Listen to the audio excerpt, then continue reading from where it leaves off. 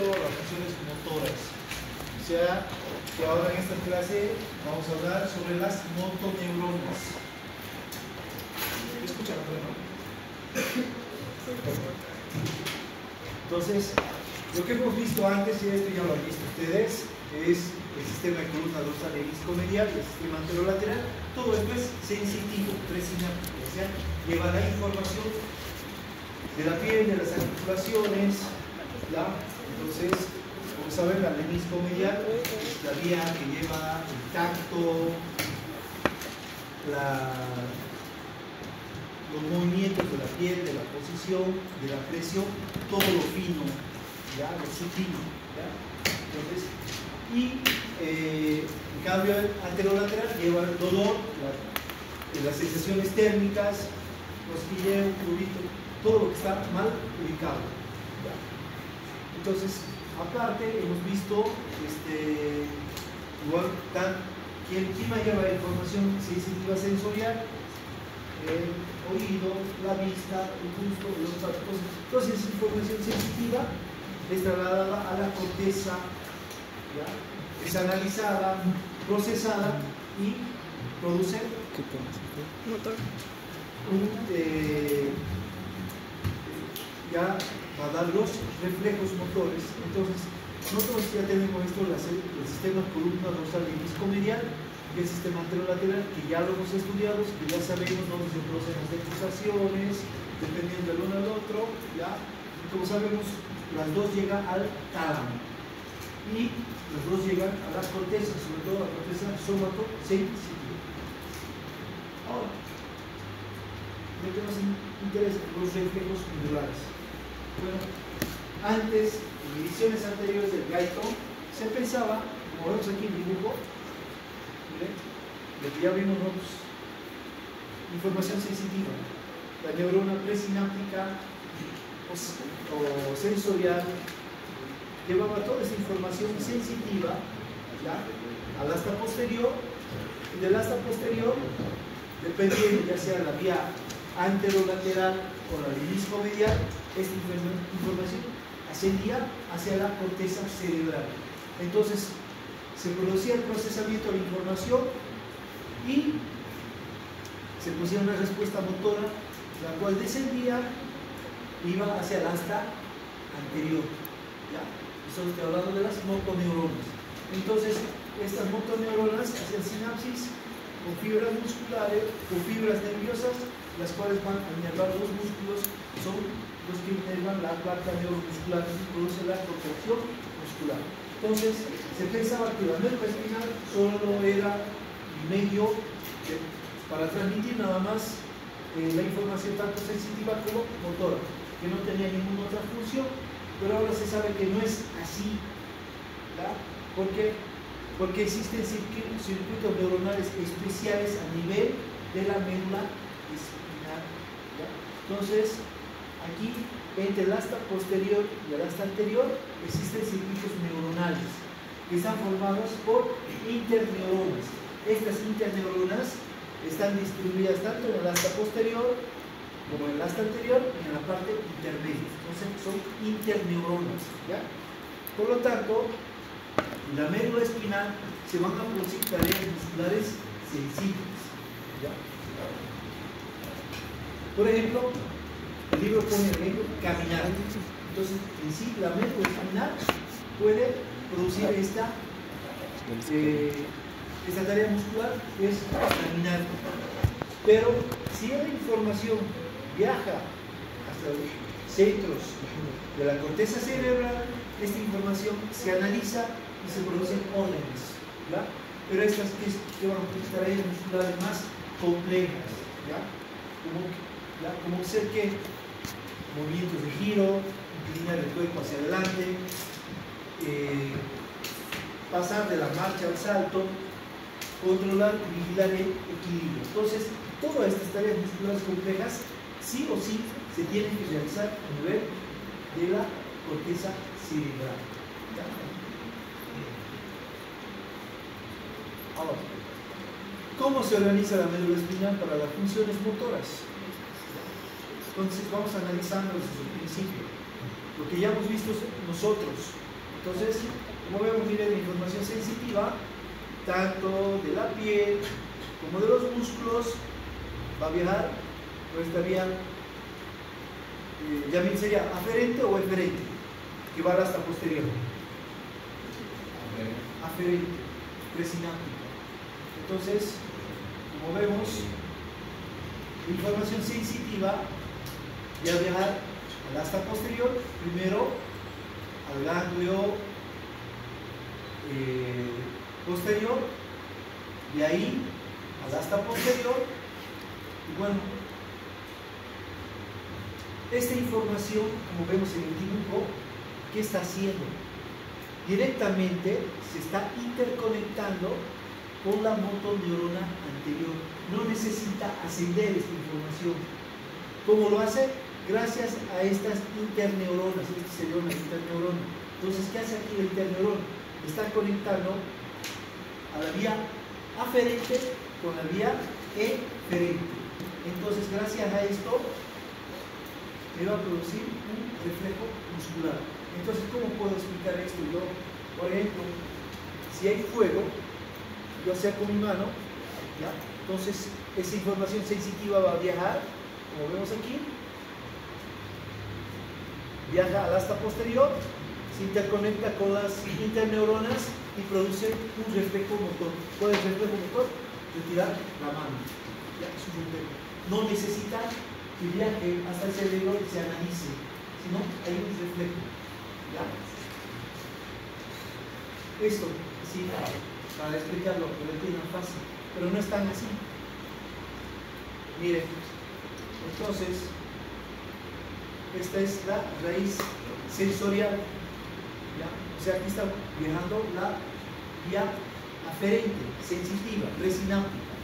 Entonces, vean, llega al asta posterior y puede seguir tres caminos, ¿ya? Una, se hace sinapsis con el tracto córtico-espinal para que la información ascienda hacia la corteza cerebral. Otra hace sinapsis con las interneuronas, ¿ya?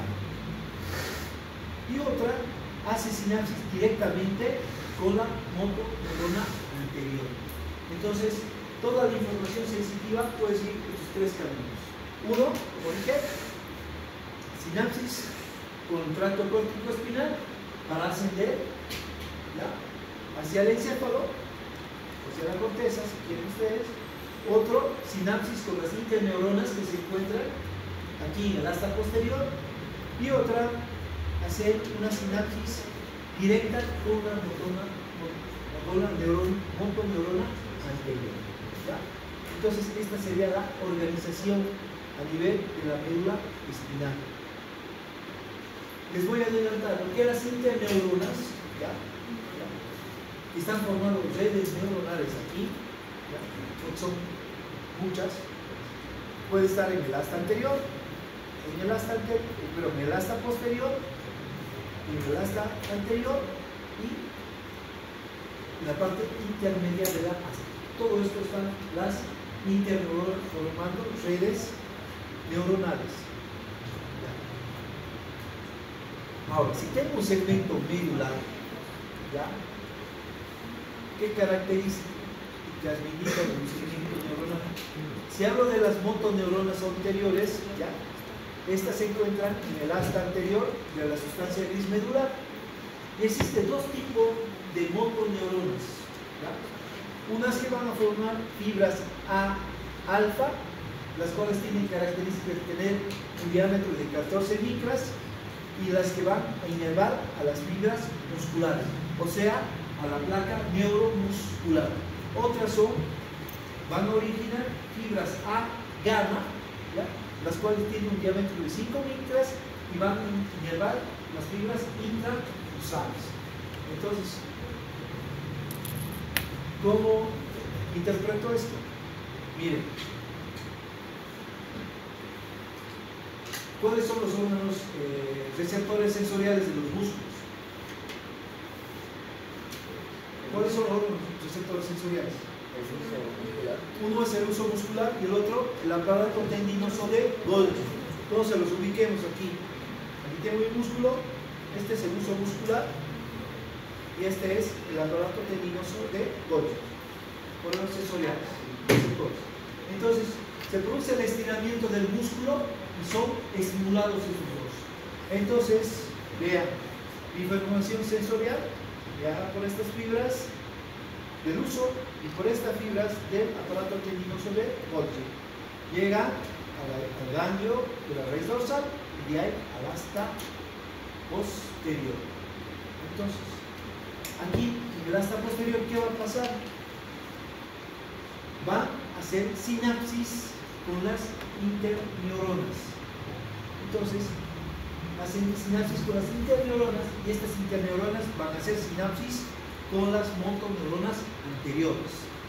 Entonces, si las motoneuronas anteriores van a inervar a la placa motora, o sea, la placa neuromuscular que hemos estudiado, esta información motora va a viajar por las fibras nerviosas alfa.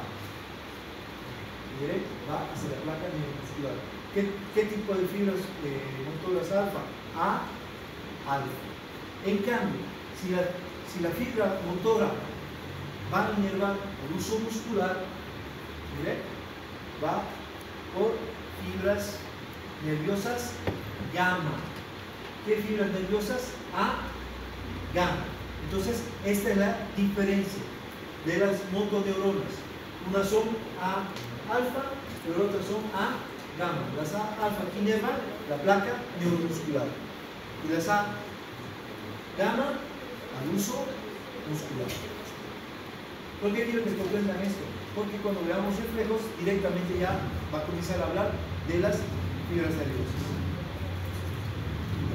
Y a ver aquí, el mismo dibujo de lo anterior, miren.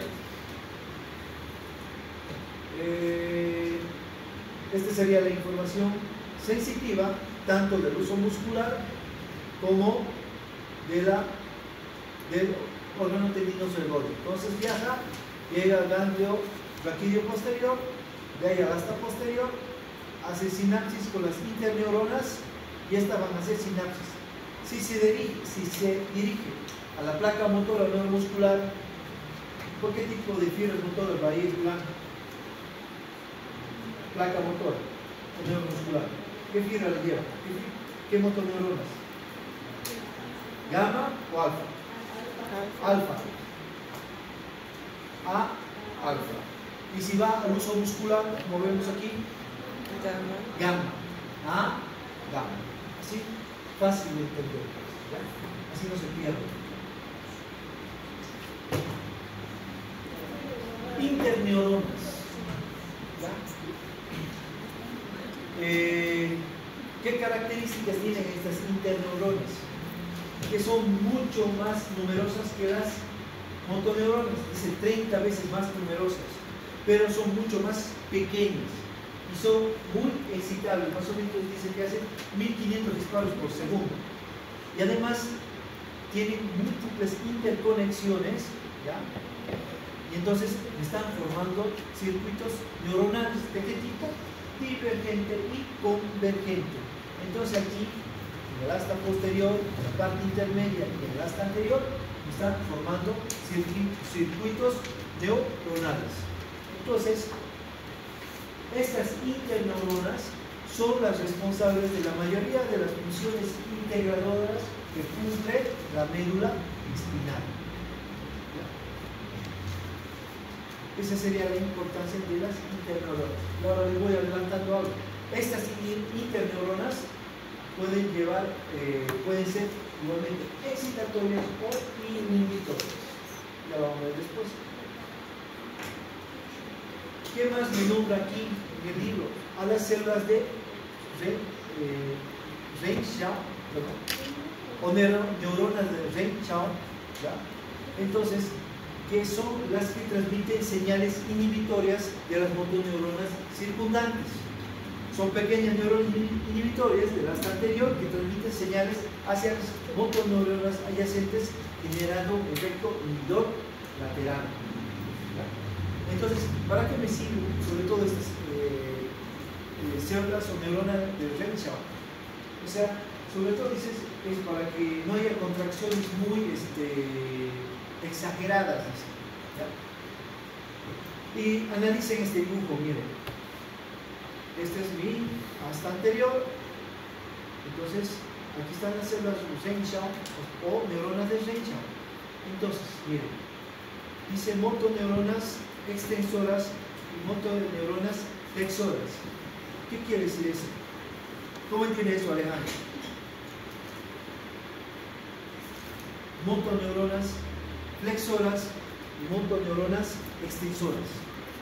¿Qué querrá decir este dibujo? Okay. Esto no me dice Gaito, por ejemplo, pero este dibujo explica mucho. ¿Cómo lo entiendes? Ayuda a la flexión y extensión ¿Qué dice Joel? de los músculos. Tal vez son antagonistas. ¿Perdón? Antagonistas. Sí, puede ser. ¿Qué dice? Angelino, ¿cómo entenderías este dibujo aquí? Idea. Estefan, ¿cuál es su función? Transmiten señales.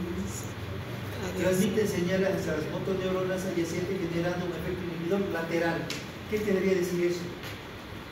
Lateral.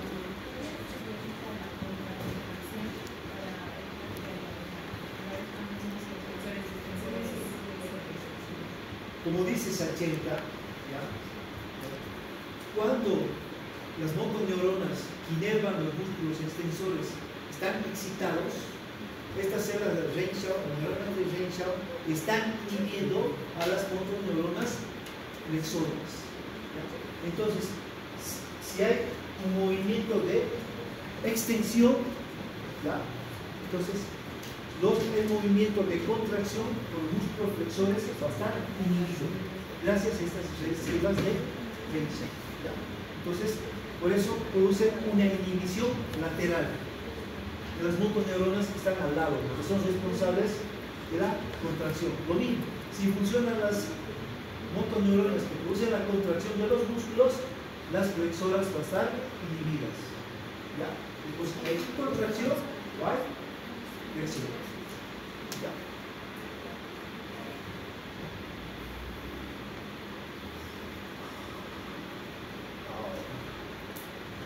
Como dijimos, hay receptores sensitivos musculares de la función de control. Hay dos tipos de receptores.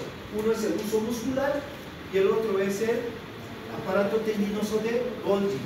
¿Cuál es su función del aparato del uso muscular?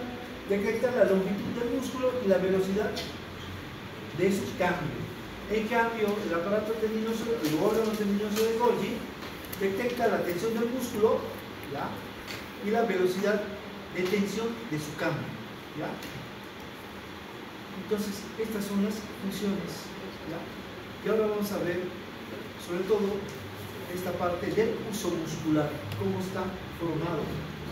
Miren, como dijimos, la función del uso muscular es detectar la longitud del músculo y la velocidad de su cambio. Entonces, como vemos aquí, más o menos, miren, el uso muscular se caracteriza por tener poco o nada de fibras de actina y miosina. Es que no tiene, ¿ya? Se caracteriza por tener fibras intrafusales y fibras extrafusales, las cuales están unidas por un glicocálix. Entonces, como vemos, aquí, a ver, esas serían las fibras extrafusales, las cuales se encuentran en los extremos. En cambio, las fibras intrafusales serían estas. ¿Ya? Ahora, ¿qué otra característica tiene? La parte sensitiva de las intrafusales, porque tiene una parte sensitiva, la parte sensitiva están inervadas por fibras sensitivas primarias y fibras sensitivas secundarias. ¿Ya? Ahora, ya vi la parte motora, ¿qué tipo de fibras lo inerva al uso muscular? ¿Qué tipo de motoneuronas?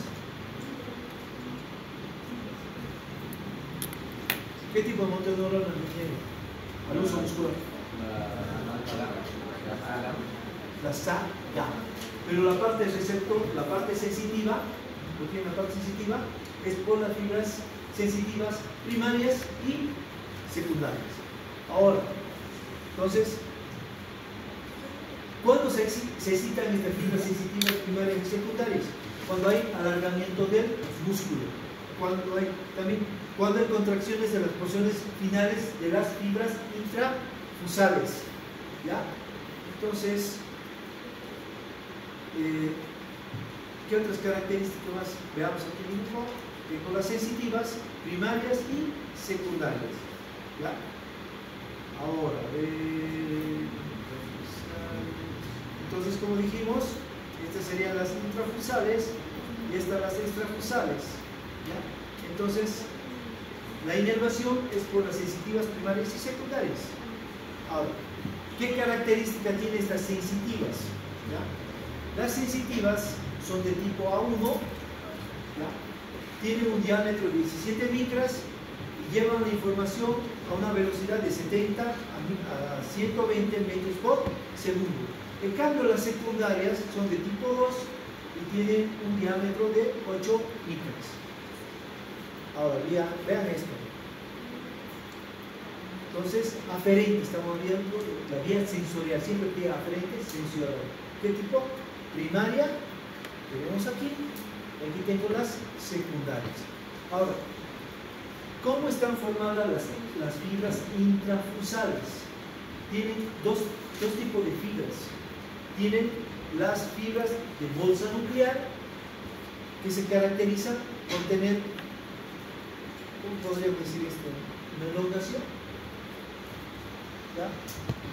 Que parece una bolsa al microscopio, por eso se llama bolsa nuclear, que están en un número de 1 a 3 fibras.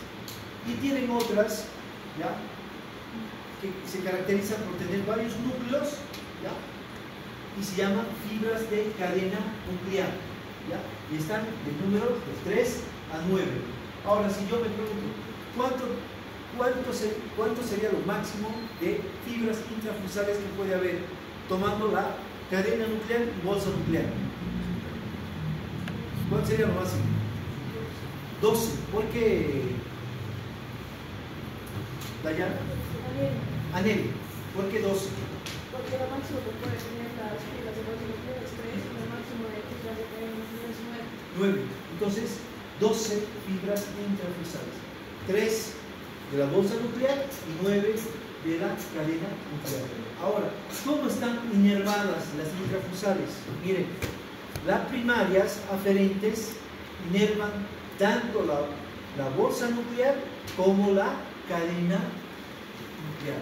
En cambio, las secundarias solo van a inervar la cadena nuclear. ¿Ya? Entonces, esta es la manera de cómo está, o sea, la información sensitiva cómo va a variar. ¿Ya? ¿Verdad? No tenía el libro. Entonces, lo que es el total de fibras intrafusales de 3 a 12. Ahora se van a producir. ¿Qué pasó? ¿Está bien? ¿No he entendido? ¿Qué pasó? No tomó.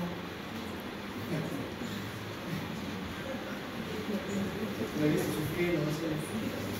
Ya. Ahora, existen dos tipos de reflejos miotácticos. ¿Ya?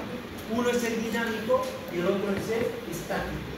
El libro primero explica el estático y luego el dinámico, pero a mí me parece más fácil entenderlo así. Dice que el dinámico es cuando el músculo se estira bruscamente y provoca una contracción enérgica, refleja en el mismo músculo que nació la señal. ¿Ya? Entonces, ¿cómo interpreto esto?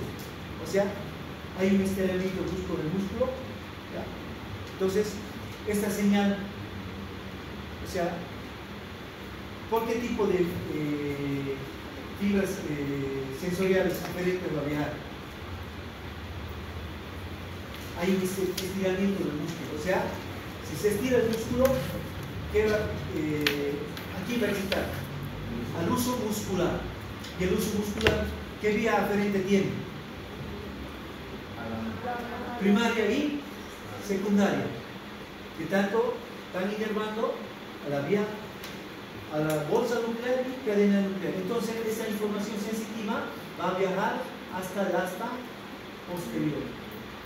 Va a hacer sinapsis con las interneuronas hacia el asta anterior, las motoneuronas. Entonces va a viajar con las motoneuronas, ¿para qué? Para producir la contracción muscular, una contracción enérgica del mismo músculo. Y ahora, el estático, o sea, el reflejo estático, luego que se ha producido el dinámico, ¿ya? Viene un reflejo más débil, pero prolongado. Entonces, a eso se refiere al estático. Y este dinámico, la información sensitiva es llevada por las fibras primarias o anulo espinales también. En cambio, el dinámico es llevado por las fibras sensitivas primarias y secundarias. Esa sería otra diferencia.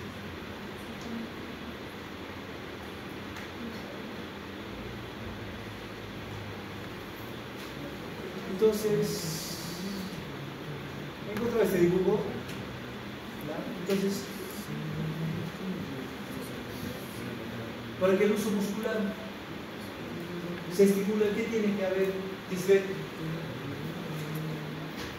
se produce primeramente el reflejo dinámico. ¿Qué tiene que haber?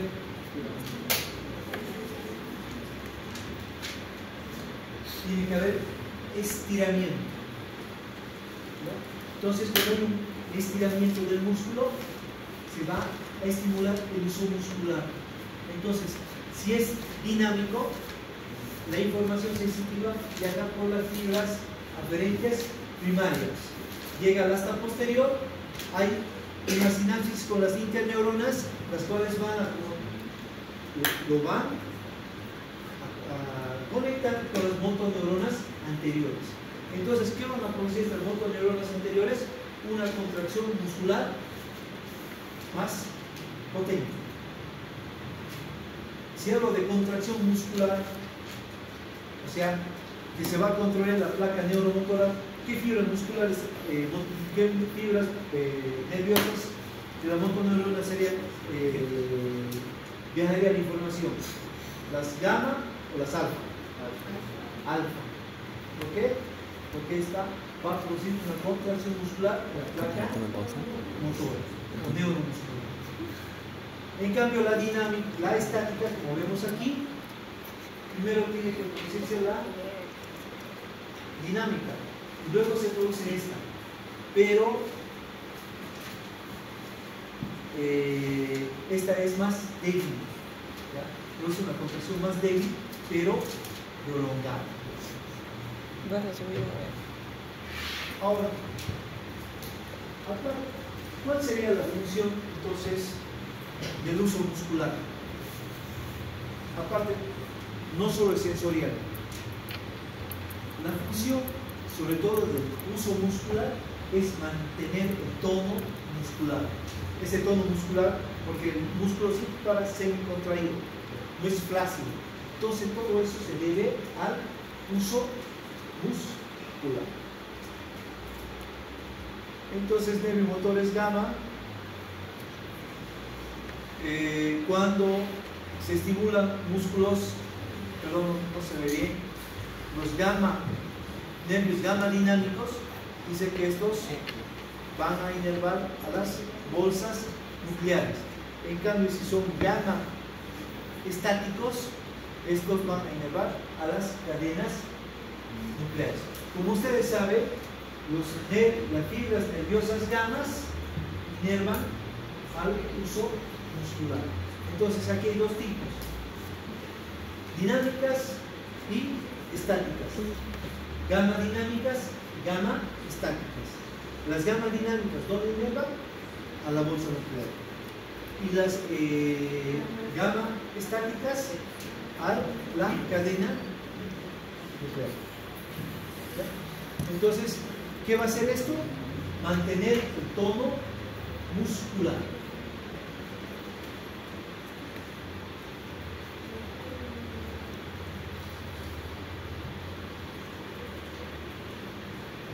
Entonces, el reflejo miotáctico muscular, primeramente, como dijimos, si se estira bruscamente un músculo, ¿qué va a hacer?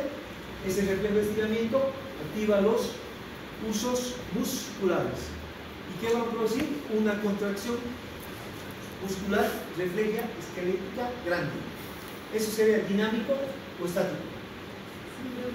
Dinámico. Por lo tanto, hay una cosa que quiero que quede bien clara. Las motoneuronas no solo van a inervar un solo músculo, inervan a varios músculos, ¿ya? Por lo tanto, son responsables tanto de la contracción como de la,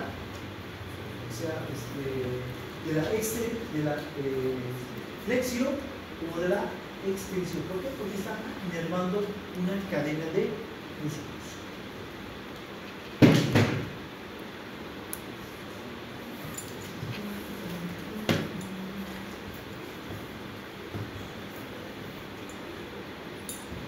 Entonces, repasando todo lo que hemos visto del reflejo miotáctico.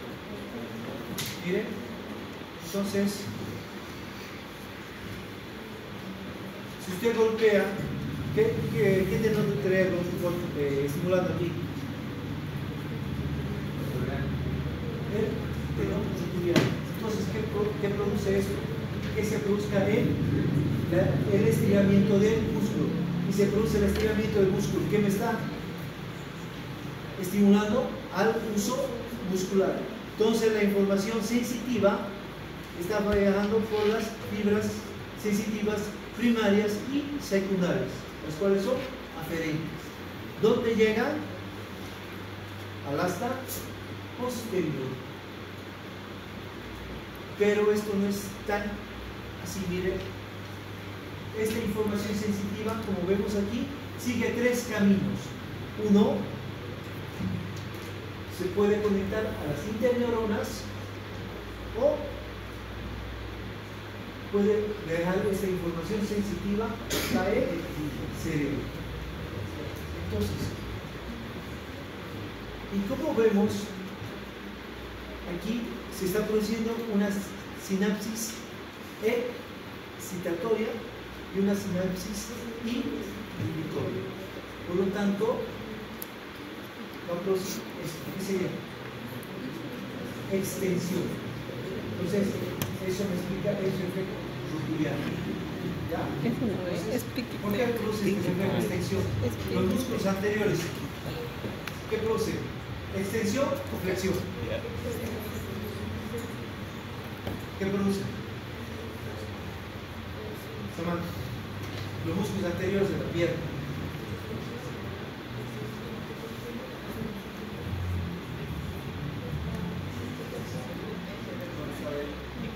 Camila, ¿qué produce? Extensión. Entonces, como vemos aquí, se está produciendo una sinapsis excitatoria y es por eso que produce una contracción muscular de los músculos anteriores de la pierna. ¿Cuál sería el músculo anterior del músculo? El cuádriceps femoral. Es por eso que produce la extensión de la pierna cuando se produce el reflejo rotuliano. Todo esto explica el reflejo rotuliano. Y al mismo tiempo se está produciendo una sinapsis inhibitoria. ¿Por qué? Porque están inhibiendo los músculos posteriores en este caso del músculo. Entonces, de esta manera se explica el reflejo miotáctico cuando se estimula al tendón rotuliano. ¿Quedaremos aquí? Sí. Excelente. ¿Dudas? Está fácil. Por si acaso esto es el examen ¿Práctica? oral en la práctica. Todo esto me tienen que explicar ustedes.